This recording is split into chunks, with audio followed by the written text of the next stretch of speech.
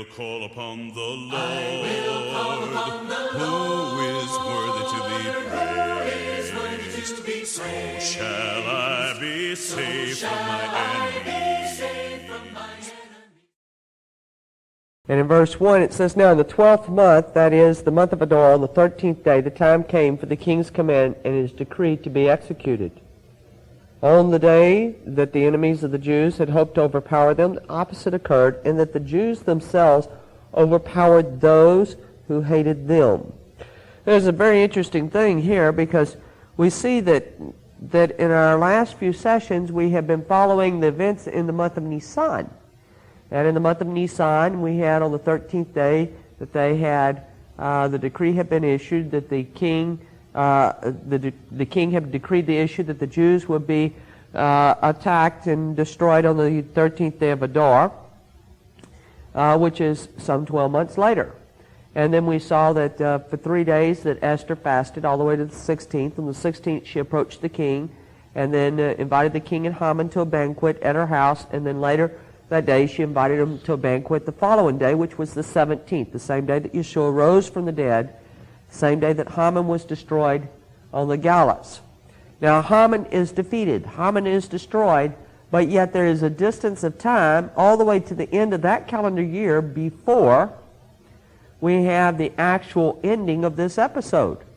And it is so similar to Yeshua came 2,000 years ago, and Yeshua was slain and he was resurrected 2,000 years ago, but we have to go the distance of time until we come to the time of the trouble, the time of the attack, more or less, as it was in those days, and the end result will be just the same as it was before. That as the Jews had the people that were going to overpower and destroy them, that the tide was turned and they overpowered and destroyed their enemies. So it will be in the end time. And if you'll remember, we had studied about Yirmiyahu chapter 30, verses 4 through 8, which says that why is it that I see every man with his hands on his loins as a woman in birth pains? Alas, for that day is great. It is the time of Jacob's trouble, but he shall be saved out of it. Let's continue reading in the book of Esther, verse 2. The Jews gathered together in their cities throughout all the provinces of King Achashverosh to lay hands on those who sought them harm, or their harm, and no one could withstand them, because fear of them fell upon all the people, and all the officials of the provinces, the satraps, the governors, and all those doing the king's work helped the Jews, because the fear of Mordecai fell upon them. For Mordecai was great in the king's palace, and his fame spread throughout all the provinces, for this man Mordecai became increasingly prominent. This is one of the pictures that we have of Yeshua. This is a statement towards the Messiah. It says that for Mordecai was great in the king's palace. You could say for Yeshua is great in the king's palace. And his fame spread throughout all the provinces. For this man Mordecai, for this man Yeshua, became increasingly prominent. Thus the Jews defeated all their enemies with the stroke of the sword, was slaughter and destruction, and did what they pleased with those who hated them. And in Shushan, the citadel, the Jews killed and destroyed 500 men. Also Parshandatha, Dalphon, Aspathatha, Paratha, Adalia, Erdatha, Parmishta, Arse, Ardei, and Yeztha, the 10 sons of Haman, the son of Hammedatha, the enemy of the Jews, did not lay a hand on the plunder. Tremendously interesting in this portion, because we have the 10 sons of Haman being mentioned. And in this, we have a picture. We're going to look at several passages in Daniel chapter 7. In verse 1 it says, In the first year of Belshazzar, king of Babylon, Daniel had a dream and visions on his head, while on his bed. Then he wrote down the dream, telling the main facts. Daniel spoke, saying, I saw my vision by night, and behold, 4 winds of heaven were stirring up the great sea. And 4 great beasts came up from the sea, each different from the other. Now, we find out as we read the rest of the chapter that the four beasts are actually four kingdoms in the world. The first was like a lion and had eagle's wings. I watched till its wings were plucked off, and it was lifted up from the earth and made to stand on 2 feet like a man, and a man's heart was given to it. And suddenly another beast, a second like a bear, it was raised up on one side and had 3 ribs in its mouth between its teeth. And they said thus to it, Arise, devour much flesh. After this I looked, and there was another like a leopard, which had on its back 4 wings of a bird. The beast also had four heads, and dominion was given to it. After this I saw in the night visions, and behold, a fourth beast, dreadful and terrible, exceedingly strong. It had huge iron teeth. It was devouring, breaking in pieces, trampling the residue with its feet. It was different from all the beasts that were before it, and it had 10 horns. Now these 4 different beasts, the first was the kingdom that was at the time of Daniel, when he first started his prophesying. That was the Babylonian kingdom, and it was golden. But its wings were plucked off as it entered into a war with the Persian Empire. Now the Persian Empire was symbolized by a bear. And as golden as Babylon was, and its riches and its power, Persia was well represented by a bear, as it was powerful, and it had the power of a bear. The Persians had a tendency to, when they brought an army that was so large that it would resemble the giantness of fighting a bear. Now, there were 3 great battles between the Persians and the Babylonians, which the Persians won. And that is the understanding of this. And it had 3 ribs in its mouth between its feet. And they said thus to it, Arise, devour much flesh.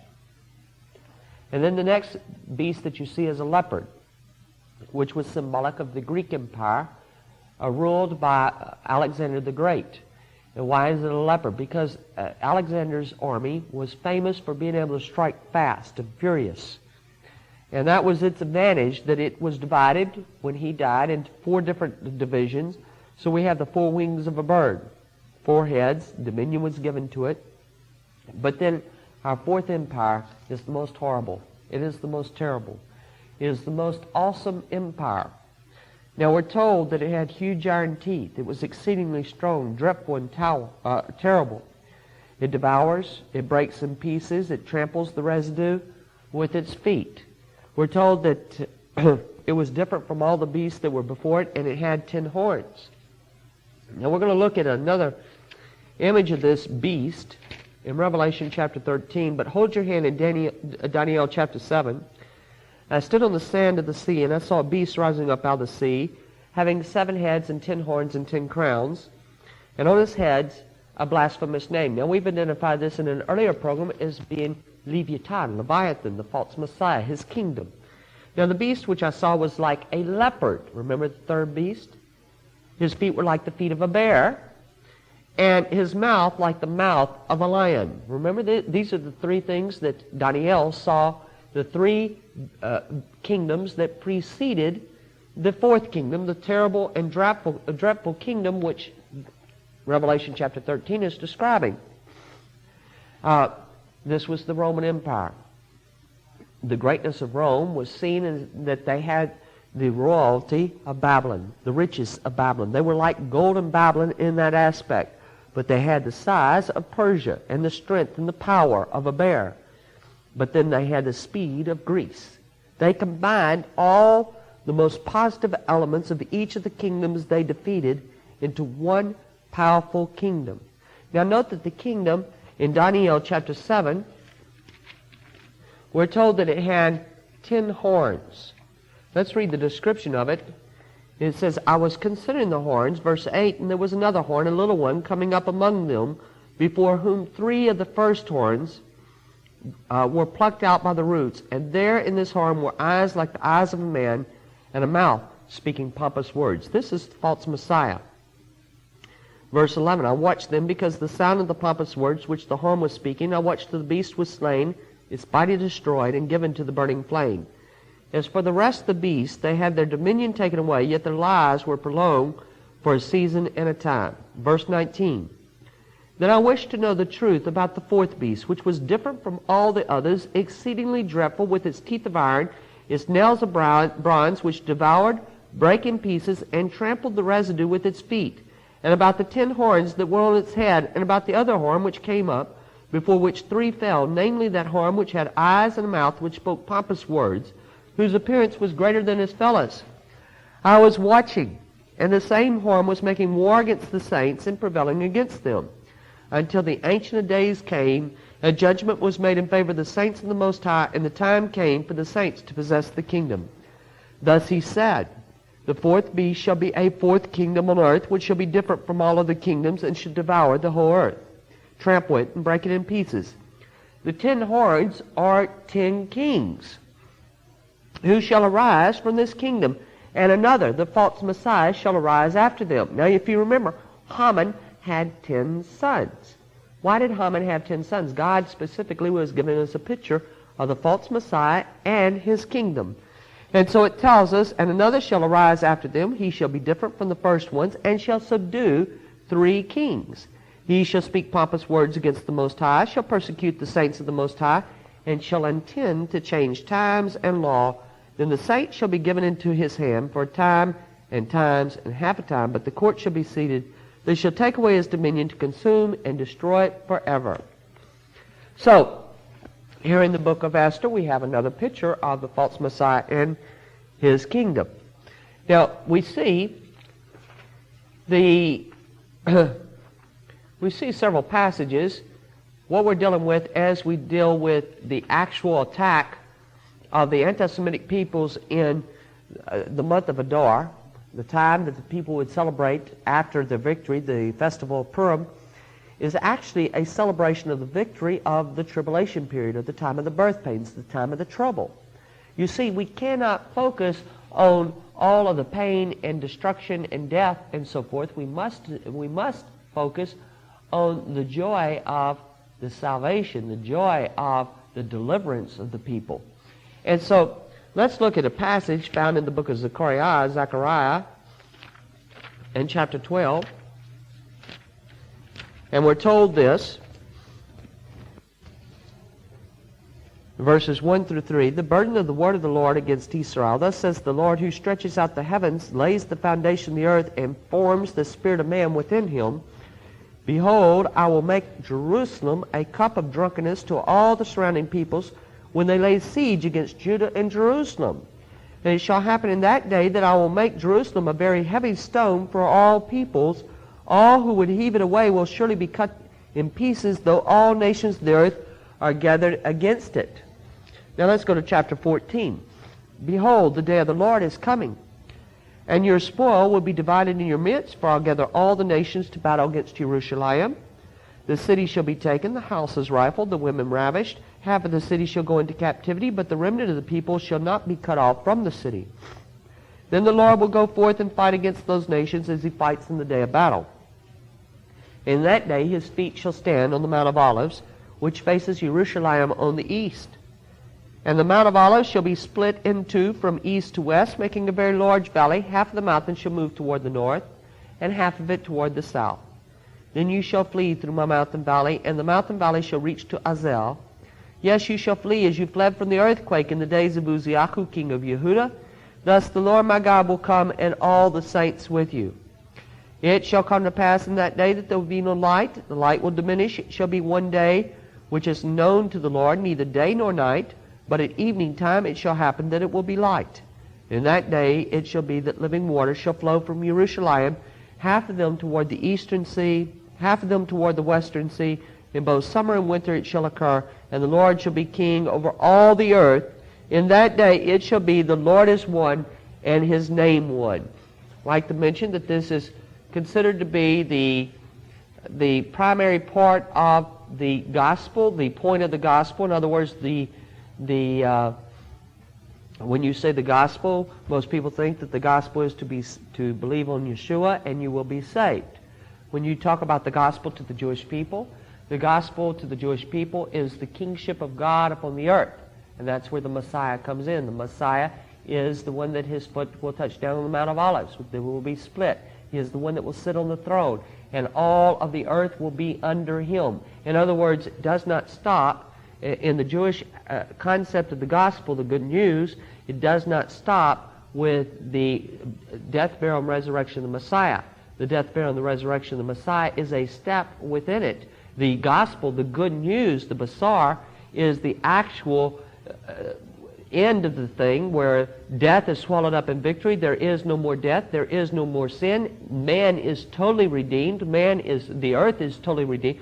Man has been restored totally. He is as Adam had been intended to be. And so it is a much fuller aspect. Now, in no way does this change the concept of the gospel. No way does it say, take away from the necessary belief that Yeshua is the redemption of the world. That is a part of it. What I'm saying is that it is much fuller than this. It goes on. It does not. How many people do you know that when they get saved, they more or less stop? They never grow from that point. They never go on from that point. And what is being said is there is more to go on to. There is more to even have expectation for. And so these are tremendous passages to study and to have an understanding of. Now, we've got, let's go back to the book of Esther. And we have where Haman's sons have been hung. And we see that as they're hung, that this is the time of the trouble, the time of the end. And now Haman was defeated. Haman is a picture of Satan. As I mentioned before, he was defeated when Yeshua rose from the grave. But we still have to go to the end of the time. And we still have to deal with the 10 sons of Haman. And this was the message that was being put forth there. We're going to look at one more passage before we go back and start reading once again in Esther. Let's read out of Revelation chapter 17. And we see how these men come to power. Revelation chapter 17, in verse 12, it says, "And the 10 horns which you saw are 10 kings, who have received no kingdom as yet, but they receive authority for 1 hour as kings with the beast." In other words, there is a national emergency. And I have quite a bit that I have taught on this in the Babylon series that we've done, and you can listen to those tapes and get that information of how I believe that these 10 will come to power. In fact, how the false Messiah will come to power. For the Scripture tells us that the false Messiah will take over Europe in 1 hour's time, which is a very difficult thing. There are strong animosities there between the different nationalities. But yet, some national emergency has arisen, and there is apparently a meeting that is called, and the 10 delegates from the 10 different nations that are participating in this meeting give authority to the representative representing their nation to act in total authority at that time. Whatever he says, they will abide by. And in turn, there is one man that stands up in the meeting and says, your only hope is to combine all our power and to stand against our enemy united. And so they give their power, as we're told in Revelation 17:12, to the beast, to this one man in that 1 hour, and he in turn makes them rulers over the earth, or over his kingdom. Now 3 of these men will eventually rebel against him, and again, this is spoken of on the Babylon series, and we've alluded to this in this passage, in the passages that we've read out of the book of Daniel. 3 of them rise up against him, and he subdues them, leading 7 kings, and he is the 8th principal man. All right, so in Esther chapter 9, the king, "And the king said to Queen Esther, the Jews have killed and destroyed 500 men in Shushan the citadel, and the 10 sons of Haman. What have they done in the rest of the king's provinces? Now what is your petition? It shall be granted to you, or what is your further request? It shall be done." Then Esther said, "If it pleases the king, let it be granted to the Jews who are in Shushan to do again tomorrow according to today's decree, and let Haman's 10 sons be hanged on the gallows." So the king commanded this to be done. The decree was issued in Shushan, and they hanged Haman's 10 sons. Now this is very unusual, because we see that the day before they were killed, and the day following they will be hung up on a tree. Now, why this is significant is that in the Torah it tells us that cursed is he that hangs upon the tree. And so it is a fulfillment of the prophecy Actually, that which had been done to Yeshua is now being done to them. And so everything is so rich here in this book, and I have a little bit of difficulty understanding why this book is not taught more for its richness, and especially it is such the type of story that you can teach to your children and teach them all of the details. It's not something that you have to just teach them, well, Esther was a queen, and there was a wicked guy named Haman. You can come in and you can teach them about the 10 sons. You can sit and you can ask them, what do you think these 10 sons relate to? Then take them over to the book of Revelation and show them the Leviathan. Have them draw a 7-headed beast and put 10 horns and 10 crowns on it. And then sit down and talk with them about what do the 7 horns represent, or 7 heads. What do the 10 horns represent? What do the 10 crowns represent? And then let them, it's time that we start teaching our children. We, as adults, we have been going from the aspect of give me a second-grade education in the Bible, and I am up to par with everybody else. Where what we should be doing is, with our second graders, we should be giving them a second-grade education, but giving them a third-grade education when they're a year older, and a 4th grade, and a 5th grade, and a 6th grade. And I promise you that my children are not exceptional in any way, but my children have no problem in being able to understand these things, and it is because it is so easy to teach. It is a system that God made. Remember this, the Bible should not be the most difficult book in the world for you to understand. It should be the simplest, because God wrote it for man, and man is no smart creature in comparison to God. He came down to our level and communicated in a way that we should be able to understand. Hasatan, Satan, has tried to blind us. He's tried to rob these things from us and steal them from us. And so he has reduced everything down to just telling stories, and rather than getting in and exploring all of this fascinating detail. Verse 13. Then Esther said, if it pleases the king, let it be granted to the Jews who are in Shushan to do again tomorrow according to today's decree, and let Haman's 10 sons be hanged on the gallows. So the king commanded this to be done. The decree was issued in Shushan, and they hanged Haman's 10 sons. And the Jews who were in Shushan gathered together again on the 14th day of the month of Adar, and killed 300 men at Shushan, but they did not lay a hand on the plunder. The remainder of the Jews in the king's provinces gathered together and protected their lives, had rest from their enemies, and killed 75,000 of their enemies, but they did not lay a hand on the plunder. This was on the 13th day of the month of Adar. On the 14th day of the month, they rested and made it a day of feasting and gladness. But the Jews who were at Shushan assembled together on the 13th day as well as on the 14th day. On the 15th day of the month, they rested and made it a day of feasting and gladness. Therefore the Jews of the villages who dwelt in the unwalled towns celebrated the 14th day of the month of Adar as a day of gladness and feasting, as a holiday, and for sending presents to one another. Now, I'd like to read some in here from the book of Revelation, chapter 19, verses 11 through 21. Then I saw heaven open, and behold, a white horse, and he who sat on him was called Faithful and True, and in righteousness he judges and makes war. His eyes were like a flame of fire, and on his head were many crowns. He had a name written that no one knew except himself. He was clothed with a robe dipped in blood, and his name is called the Word of God. The armies in heaven, clothed in fine linen, white and clean, followed him on white horses. Now out of his mouth goes a sharp sword, that with it he should strike the nations, and he himself will rule them with a rod of iron.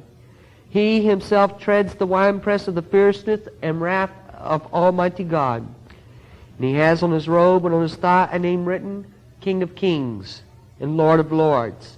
Then I saw an angel standing in the sun, and he cried with a loud voice, saying to all the birds that fly in the midst of heaven, Come, and gather together for the supper of the great God, that you may eat the flesh of kings, the flesh of captains, the flesh of mighty men, the flesh of horses, and of those who sit on them, and the flesh of all people, free and slave, both small and great. And I saw the beasts, the kings of the earth, and their armies gathered together to make war against him who sat on the horse and against his army. Then the beast was captured, and with him the false prophet who worked signs in his presence, by which he deceived those who received the mark of the beast, and those who worshipped his image, those who were cast alive into the lake of fire burning with brimstone. And the rest were killed with the sword which proceeded from the mouth of him who sat on the horse, and all the birds were filled with their flesh. Go to the book of Isaiah, Yeshayahu, chapter 63.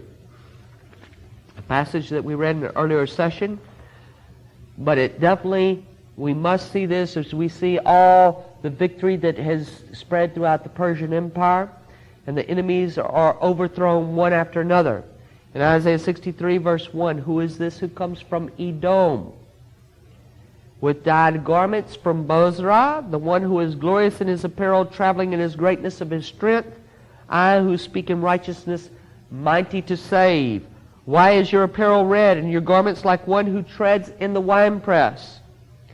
I have trodden the winepress alone, and from the peoples no one was with me, for I have trodden them in my anger, trampled them in my fury. Their blood is sprinkled upon my garments, and I have stained all my robes for the day of vengeance. It is in my heart, and the year of my redeemed has come. I looked, but there was no one to help, and I wondered that there was no one to uphold. Therefore my own Zeroah, my own arm, brought salvation for me. In my own fury it sustained me. I have trodden down the peoples in my anger, made them drunk in my fury, and brought down their strength to the earth. Generally, whenever you talk to people about the second coming of the Messiah, one of the first things that people are going to think of is Armageddon.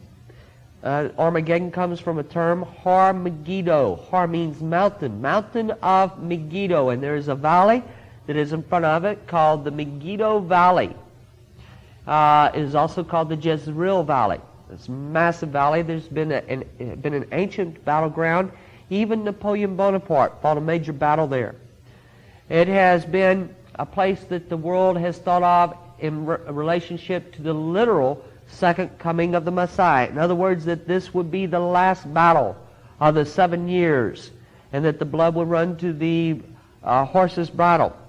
I'd like to submit something to you, that it is not the last battle of the 7 years. In fact, it will not even occur in the seventh year of the tribulation period at the time of the birth pains, but it will in fact be within the 6th year. That the last battle is the battle of Jerusalem and the battle of Edom. In this passage you say, who is this who comes from Edom? Edom is to the east, the southeast of Jerusalem. It is not to the north where Armageddon is. If the last battle was Armageddon, why would Yeshua not be seen coming from the north and his foot touching down on the Mount of Olives? But he comes from the east, traveling across Edom, battling against the peoples that are gathered there, and especially those that are gathered around Jerusalem. Now, it is on another teaching that we do, where we talk about Armageddon being in the 6th year. I'll give you just a very, very brief synopsis of it. We found this. We found that the kings, starting with King Jotham, Jotham in English, Jotham, that he was a picture, his reign was a picture of the first year of the 7 years. And then we found that King Ahaz, the son of Jotham, was a picture of the 2nd year. King Hezekiah, was a picture of the 3rd year.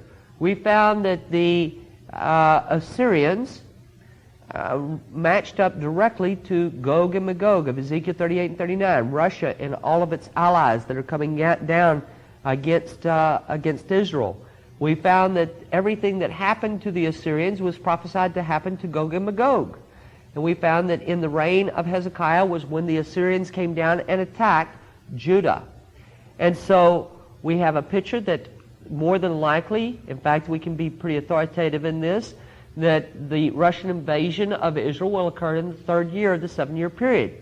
In the fourth king from that time is Hezekiah's son. It is Manasseh or Manasseh. It means forgetful. This king forgot everything that had been done, and he set up an abomination of desolations within the temple, and he went to make war against the saints. He is a picture of the false Messiah. which will come into Jerusalem at the 3.5-year mark. In other words, in the 4th year. He was the 4th king. We found that his king Haman was a picture of the 5th year, and then the king Yoshiyahu is a picture of Josiah, is a picture of the 6th year. Josiah is killed at Megiddo, at the valley of Megiddo. He's killed at Armageddon. He goes out to battle against the Egyptians, which are a picture of Europe, which we do in another teaching. I know that you have to go and get all these other tapes and everything, but I can't do everything all in one tape set. And he's fighting against the Babylonians. And the armies of Babylon, they're not the United States, but the armies of Babylon are a picture of the armies of the East. And so the 7th year, the battle is not Armageddon, but the battle is the battle of Jerusalem. The festival of Purim is a festival to commemorate the victory when Messiah's foot will touch down on the Mount of Olives. Now, let's go back to the book of Mattathiyahu, Matthew chapter 25. In Mattathiyahu chapter 25, Matthew 25, this is the Olivet Discourse. This is where Yeshua is telling what will happen in his coming. We're going to go to verse 31. It says, and he will send his angels with the great sound of a shofar Hagadol, which means Yom Kippur. It's the pointing to the Messiah to come. And they will gather together his elect from the four winds, from one end of heaven to the other. Now learn this parable from the fig tree. When its branches has already become tender and puts forth leaves, you know that summer is near. So you also, when you see all these things, know that it is near at the very doors. Surely I say to you, this generation will by no means pass away till all things are fulfilled. Heaven and earth will pass away, but my words will by no means pass away. But of that day and hour no one knows, no, not even the angels of heaven, but my Father only.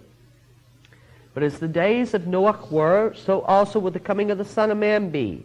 For as the days before the flood, they were eating and drinking, marrying and giving in marriage, until the day that Noah entered the ark, and did not know until the flood came and took them all away, so also will the coming of the Son of Man be.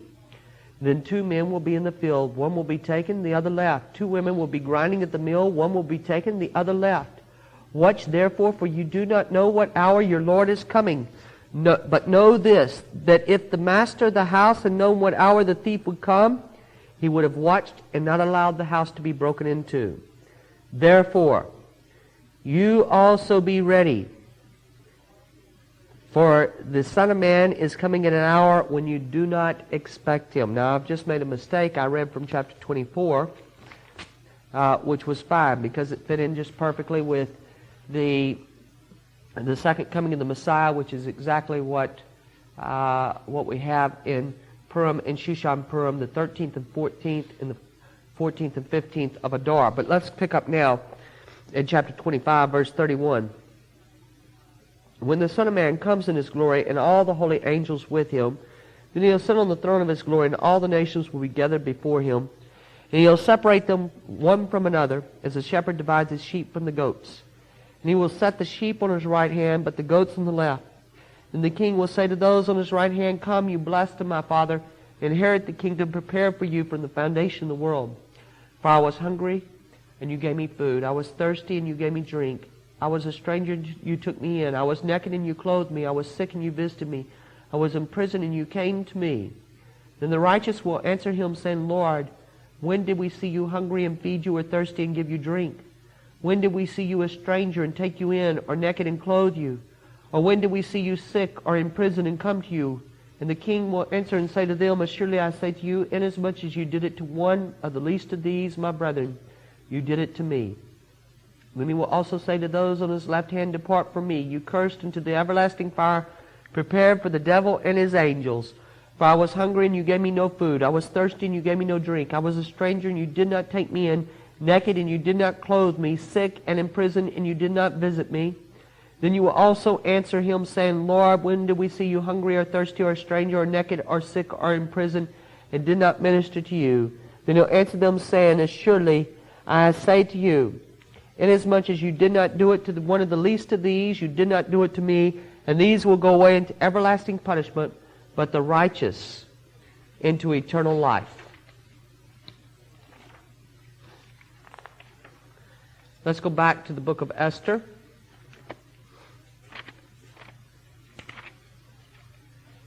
Chapter 9.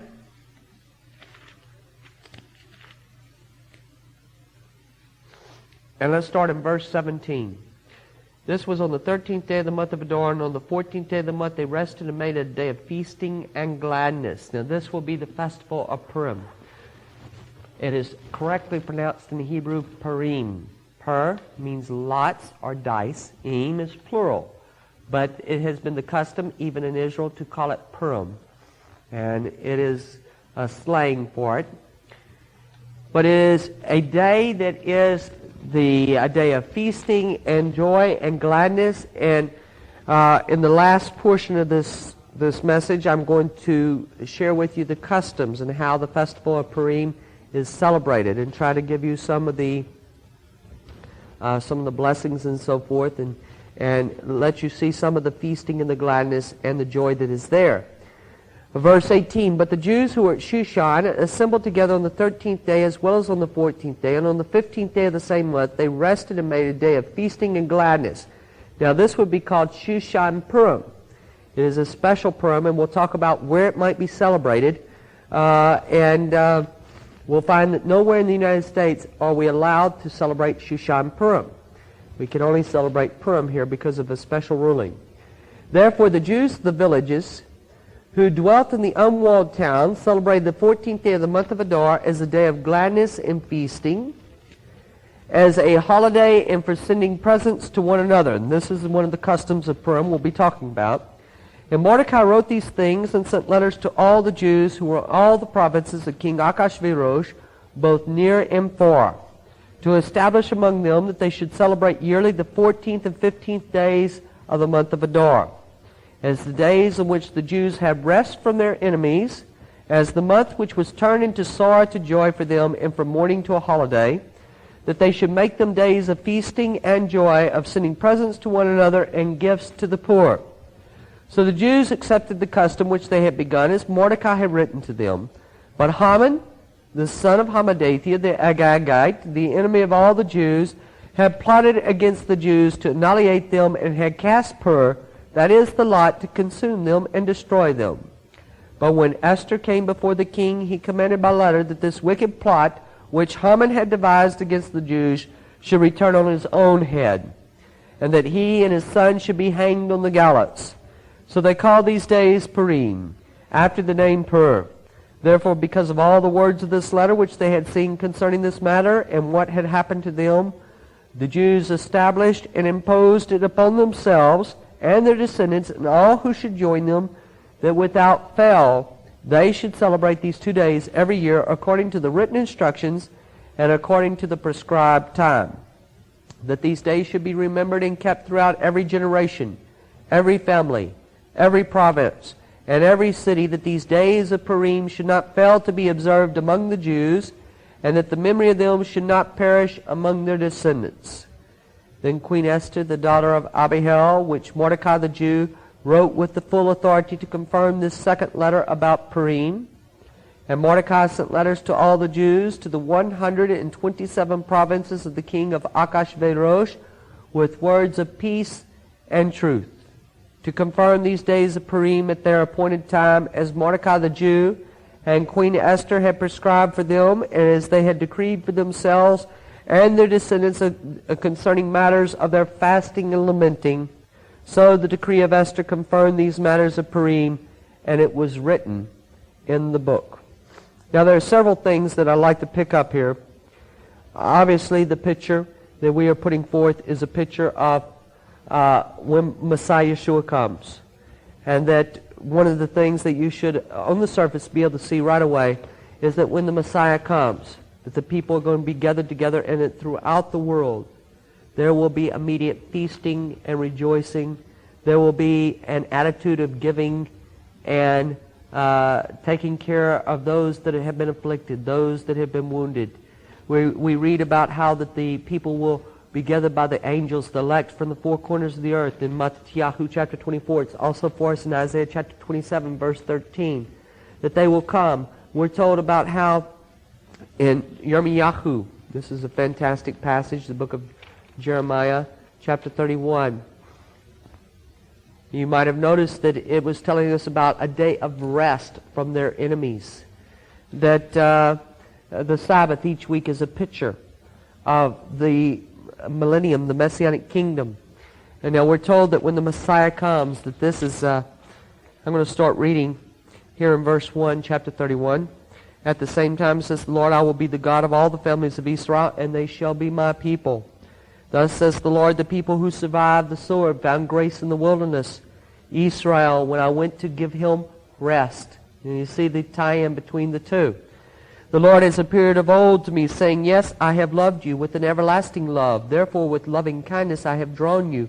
Again I will build you, and you shall be rebuilt, O Virgin of Israel.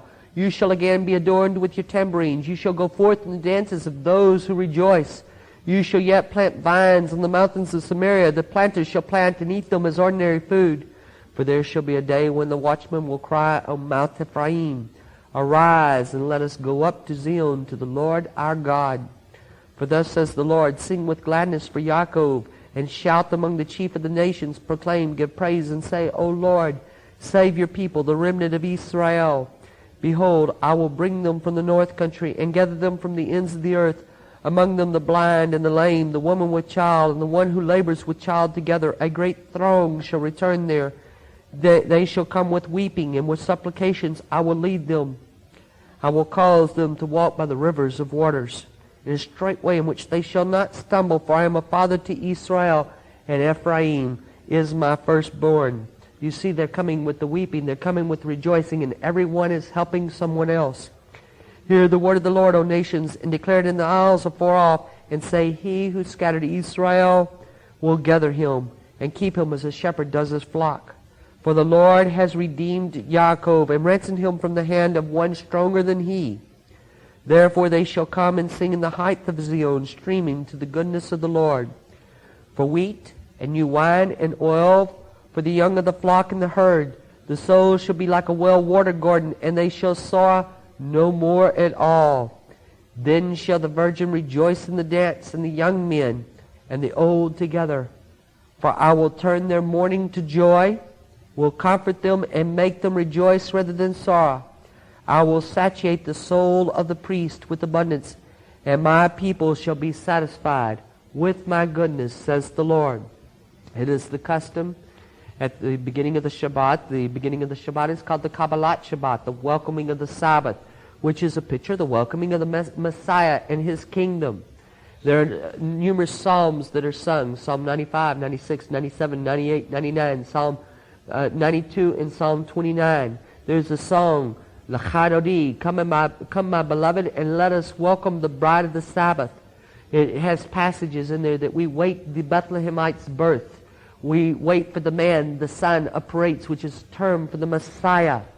And then, following the end of the song, the door has been opened on the last verse. Everyone has risen to face the door for the essence of the Shabbat to come in, the essence of the millennium to come in.